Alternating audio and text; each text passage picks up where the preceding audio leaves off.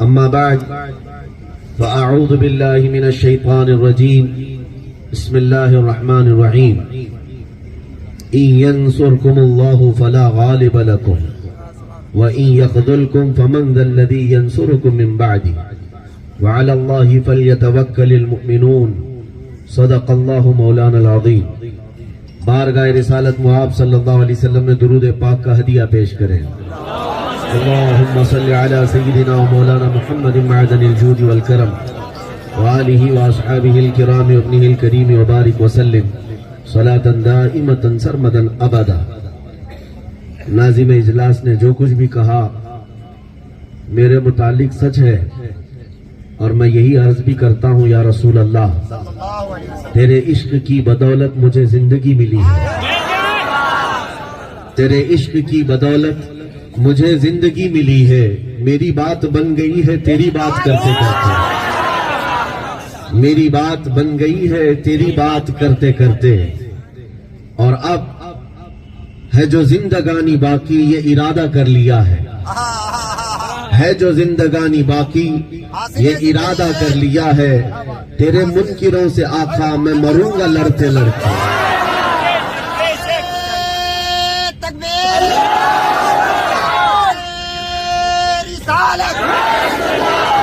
سرور دو عالم عظمت سرور دو عالم حیدری. تیرے منکروں سے آقا میں مروں گا لڑتے لڑتے. اور ہر مومن کا یہی شیوہ ہونا چاہیے. چونکہ زندگی ہمیں ملی ہے تو مصطفیٰ کریم کے صدقے میں ملی ہے. اور ہم سنی تو الحمدللہ بچپن سے یہی جانتے ہیں. ہمارے مرشد نے ہمیں یہ گٹھی میں گھول کر کے پلایا کہ زندگی یہ نہیں ہے کسی کی کسی کے لیے. زندگی ہے نبی کی نبی کے لیے. نہ سمجھ مرتے ہیں زندگی کے لیے، جینا مرنا ہے سب کچھ نبی کے لیے. جب ہم نبی پاک صلی اللہ تعالی علیہ وسلم کے لیے دنیا میں ہیں تو پھر یہ ایک جان کیا ہے اگر ہو کروڑوں. یہ ایک جان کیا ہے اگر ہو کروڑوں. یا رسول اللہ تیرے نام پہ سب کو وارا کرو. ہمارا مسلک اور ہمارا مذہب یہی ہے.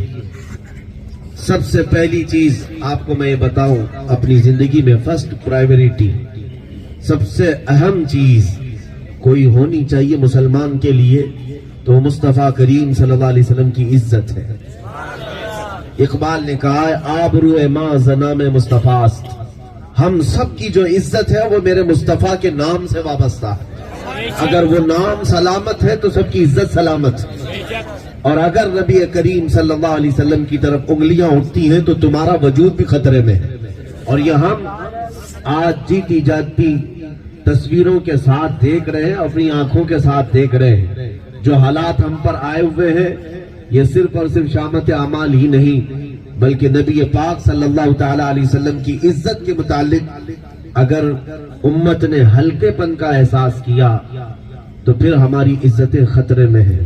میں آپ کو ایک بات بتا دوں کہ اگر تمہارے گھر کا کوئی پینٹ یا کھڑکی یا دروازہ تھوڑا کھرچتا ہے، نکالتا ہے، توڑتا ہے، تب بھی گھر آپ کا سلامت ہے. تھوڑی مرمت کے بعد پھر گھر صحیح ہو جائے گا. لیکن اگر گھر کا مین پلر ہے وہ کوئی ہلا دیتا ہے تو چھت ڈہ جائے، پورا گھر اندر زمین میں دھس سکتا ہے. تو آپ اس شخص کو معاف کر سکتے ہیں جو میرے گھر کی دیوار پر لکھ دیا یا پینٹ کا خراب کر دیا یا دروازے کو توڑ دیا، کھڑکی کو توڑ دیا. ان چیزوں کو معاف کر سکتے ہیں. لیکن اگر گھر کے پلر کو کوئی ہلا رہا ہے تو گویا کہ میری پوری چھت زمین بوس کر رہا ہے. ایک بات یاد رکھیں، ہماری ٹوپیاں چھن گئی، داڑیاں چھن گئی، یا پھر ہماری خانقاہیں مساجد کے ساتھ بے حرمتیاں ہوئیں، یہ وہ معاملات ہیں جس کو لڑتے بھڑتے ہم صحیح کر لیں گے. لیکن ناموں سے مصطفیٰ کریم صلی اللہ علیہ وسلم حضور پاک کی عزت ہم سب کے لیے وہ عظیم پلر ہے کہ اگر یہ ہل گیا تو پوری کائنات کی ہماری عزت ختم ہے. یہ وہ عظیم پلر اور اس ستون کا نام ہے. اسی کو تو اعلیٰ حضرت فاضل بریلوی رحمت اللہ علیہ نے فرمایا تھا، وہ جو نہ تھے تو کچھ نہ تھے، وہ جو نہ ہو تو کچھ نہ ہو. اگر نبی پاک نہیں تو کچھ نہیں ہے. جان ہے وہ جہان کی, جان ہے وہ جہان کی. یاد رکھو, جان ہے وہ جہان کی, اور جان ہے تو جہان. اگر نبی پاک صلی اللہ تعالی علیہ وسلم کی عزت کے لیے تم حساس نہیں, اگر تم سینسیٹیو نہیں ہے, تو پھر بے غیرت لاشیں ہیں جو صرف زمین پر گھوم رہی ہیں. اور اگر احساس بیدار ہے تو پھر چاہے تمہارا سب کچھ چھن جائے لیکن تمہارا وجود بڑا قیمتی ہوگا. ہم نے دنیا میں دیکھا ہے, تمہارے گاڑی بنگلے اور تمہارے تخت و تاج سے دنیا گھبراتی نہیں.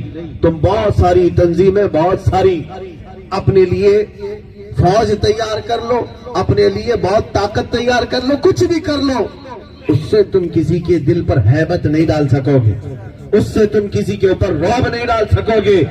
ہیبت اور رعب اللہ کی طرف سے ڈالا جاتا ہے. اور ہم نے دیکھا ہے بڑے بڑے طاقتور ایک جگہ کھڑے رہ جاتے ہیں, اور کبھی کوئی ویل چیئر پر معذور بیٹھنے والا عالم پوری دنیا کو ہلا کر کے رکھ دے. کس بنیاد پر, کس بنیاد پر؟ یورپ تھر تھرا رہا ہے, انگلینڈ, ہالینڈ, نہ جانے کئی کنٹریز ایسی ہیں, وہاں سے لوگ بل بلائے ہوئے کہتے ایک مولوی بڑا ڈینجر ہے, پیروں سے معذور ہے لیکن لبیک کہہ کر پکارتا ہے. تو کئی لوگوں کے چولہے ہلتے ہیں. اس سے پتا چلا طاقت صرف تاج کا نام نہیں, طاقت کرسی کا نام نہیں, طاقت فوج کا نام نہیں, اصل طاقت عشق مصطفیٰ کا نام. اگر یہ سینے میں موجود ہے, اللہ کریم خود تمہارا رعب ڈال دیتا, تمہاری ہیبت ڈالتا ہے. اسی لیے اس دولت کو ہم چاہتے ہیں کہ تمہارے سینوں میں. میں مایوس نہیں ہوں, میں اس طرح کی باتیں کرنے کا قائل بھی نہیں کہ تمہارے سامنے سے سب کچھ ختم ہو گیا. دنیاوی اسباب تو آتے جاتے رہتے ہیں, مال آج ہے ختم ہو جائے گا کل, یا کسی کے پاس نہیں ہے کل آ جائے گا. آج تمہارے پاس تخت نہیں کل آ سکتا ہے, جس کے پاس ہے وہ جا بھی سکتا ہے. یہ ساری چیزوں کے سلسلے میں نہیں عرض کر رہا.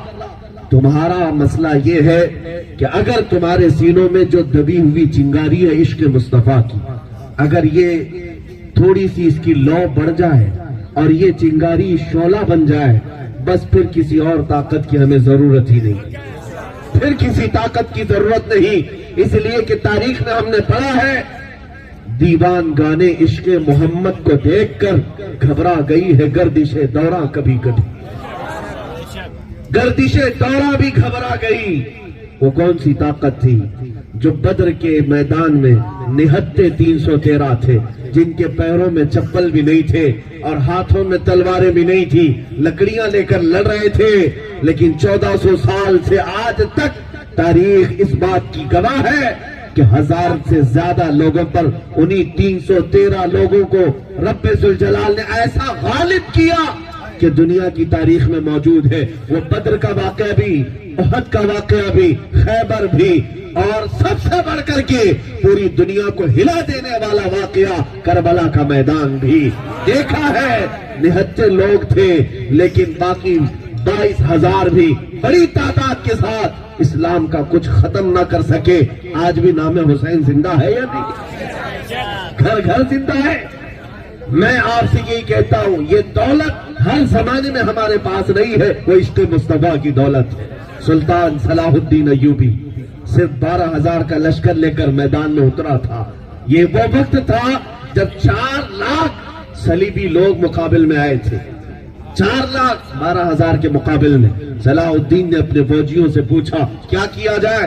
فوجیوں نے کہا اے ہمارے سپہ سالار, اگر رسول اللہ کے صحابہ بھی تعداد دیکھ کر اترتے تھے ہم بھی دیکھیں گے, اگر وہ تعداد نہیں دیکھتے تھے تو ہم بھی بغیر دیکھے اتریں گے.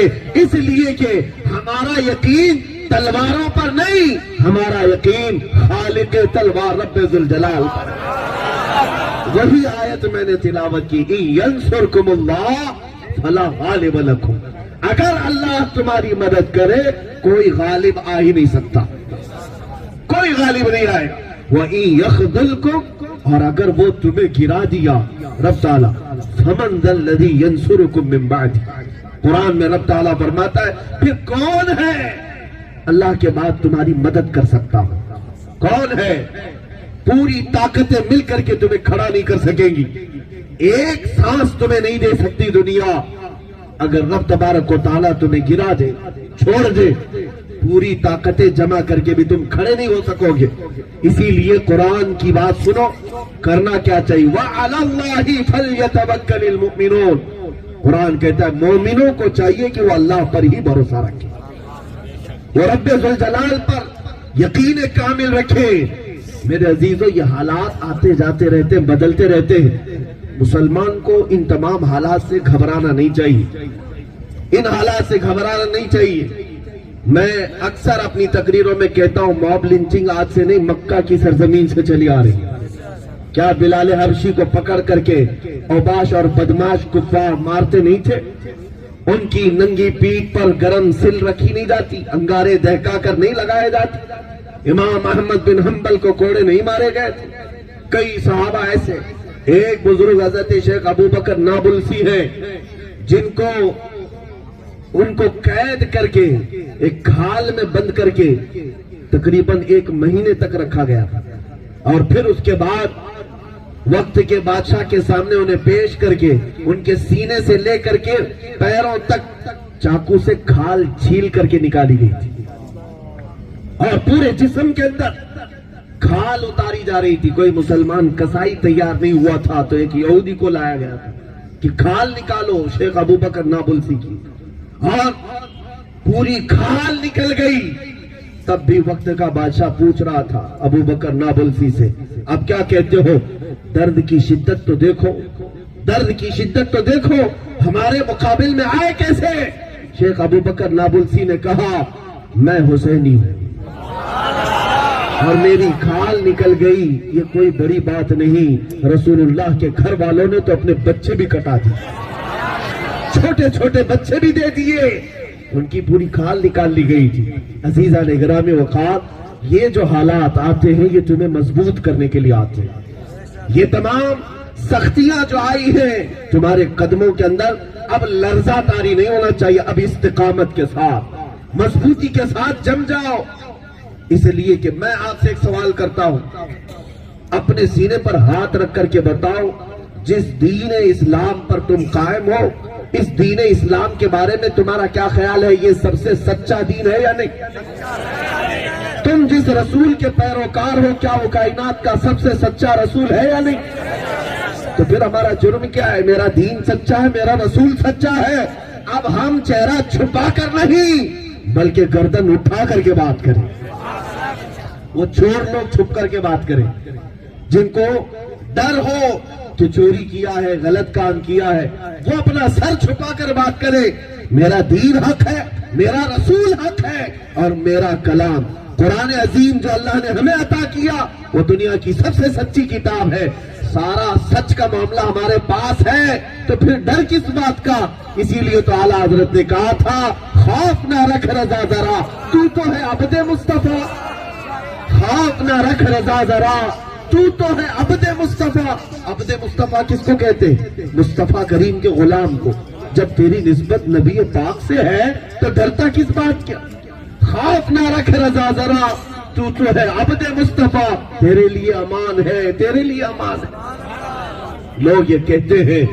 मेरे अजीजों, अभी मैं बगदाद शरीफ की हाजिरी से वापस आया तो वहां पर एक आलिम दीन भी है और बड़े चाहने वालों में से, उन्होंने कहा हमारे यहाँ तो हालात मुसलमानों के हैं, आपके यहाँ तो बड़े सख्त हालात हैं, और ऐसे में आप ये बोलते हैं, क्या इन तमाम चीजों का डर नहीं लगता या खौफ नहीं होता? मैं ये अपनी बड़ाई के लिए नहीं कह रहा हूं, मैं आला हजरत के उस शेर पर यकीन रखता हूं। मैंने सिर्फ इतना ही कहा था उस बड़े आलिम दीन से कि हाँ, हालात तो आप सोशल मीडिया में देखते होंगे, हम मैदान पर है, मालूम है, लेकिन साथ में हमारे बुजुर्गों ने हमें ये तालीम दी है, क्या दबे जिस पे हिमायत का हो पंजा, बल्कि हम तो ये कहते हैं क्यों दबे, क्यों दबे जिस पे हिमायत का हो पंजा तेरा, शेर को खतरे में लाता नहीं कुत्ता तेरा। हाँ लोग, आप सबसे भी मैं यही कहना चाहता हूं, तुम्हारा दीन हक है, تمہارا رسول سچا ہے، تمہارا قرآن سچا ہے، تو ڈر کسی بات کا نہیں. چور لوگ ڈرے